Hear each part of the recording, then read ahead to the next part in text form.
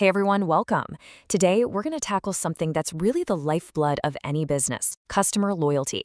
We're going to break down all the key ideas from Chapter 10 to see how great companies build relationships that don't just last, but actually drive their success. So here's our game plan. We'll start by looking at the loyalty problem itself. Then, we'll get into the absolute foundation of it all, trust. From there, we'll talk about the systems they use, the super important role of people, and we'll finish up with a playbook of strategies that actually work. All right, so let's get right into it.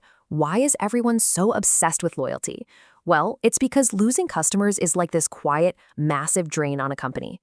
Let's look at some numbers to really understand what's at stake. Get this, the average business loses a whopping 10 to 15% of its customers every single year. And you know what the main reason is? It's not price, it's not competition, it's just plain bad service. That's a huge and honestly a mostly preventable loss. And here's where it really hits the wallet. It costs, at a minimum, 5 times more to chase down and win over a new customer than it does to just keep an existing one happy. I mean, think about it, right? Getting someone new means spending tons on marketing and sales. Keeping someone means nurturing a relationship you've already built. This one stat is basically the entire business case for focusing on loyalty. So, let's be clear. We're not just talking about somebody buying from you over and over again. True loyalty isn't rational. It's emotional. It's that feeling of connection, that confidence a company earns through one positive interaction after another. And here's the interesting twist. Even though loyalty is an emotion, it's usually built on really practical stuff. This data from Forbes is pretty eye-opening. It shows what customers really value aren't some complicated rewards programs. Nope, it's getting the basics right. Things like fast replacements and easy refunds are at the top of the list. They just want to know you've got their back. You know, all of this leads us straight to our next topic, which is the absolute bedrock of loyalty, trust. Without trust, all you have are transactions. You don't have a real relationship. Building trust isn't some kind of magic trick. It's the result of doing the right things over and over. It's about showing people you genuinely care about their best interests, being honest, especially with bad news, and, probably the most important thing, keeping your word. You know, when you admit you made a mistake, you're not showing weakness, you're actually building trust. And man, trust can take years to build, but it can be destroyed in an instant. Just look at these few examples. These product failures didn't just cost money. They completely shattered the trust that customers had put in these huge brands for decades. Okay, so building trust 101 is one thing, but how in the world does a huge company manage millions of customer relationships? That's where a system comes in, Customer Relationship Management, or CRM for short. At its heart, CRM is really just the entire game plan a company uses to manage its customer relationships, from start to finish.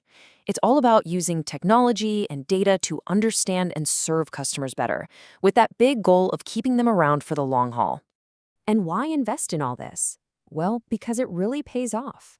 A great customer experience, which is what CRM helps you deliver, lets companies charge more. I mean, people will gladly pay 16% more for a simple cup of coffee if the experience is always fantastic. That's the power of managing that relationship well. The benefits here are super clear, and they go straight to the bottom line. With a solid CRM strategy, you get more repeat customers, you spend less on advertising because your happy customers become your marketing team, and your overall profit goes up. It's a win-win cycle. But here's the catch. A system is only as good as the people using it. So now we're going to shift focus from the technology to the individual, the service provider who is literally the face of the company in every single interaction. These are the human qualities that make or break a customer relationship. It's not just about what you know, it's about being responsive, showing some genuine enthusiasm, and taking the initiative to actually solve problems. These are the skills that build that emotional connection we talked about. Let's break down a skill like planning ability. What does that even mean? Well, using a model like this one, a provider can follow a really clear process. You set a goal, you figure out what's going on, you look at your options, and you make a plan. This kind of structure is what turns a customer's problem into a reason for them to trust you even more. All right, in our final section, let's bring all these ideas together. We're going to look at a practical playbook, the actual strategies you can use to go out there and earn customer loyalty. If you only remember one thing from this whole explainer, make it this equation right here. Loyalty isn't just one thing. It's the combination of doing a good job, actively building the relationship, fixing things when they go wrong, and this is a big one, always following up. If you can master these four things, loyalty is what you get.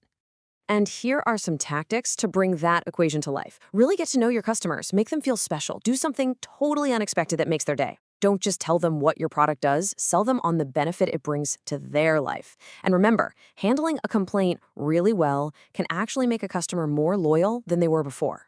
Ultimately, it really all comes down to this. Quality isn't just a spec on a sheet. It's a perception. It's the feeling a customer walks away with after every single interaction.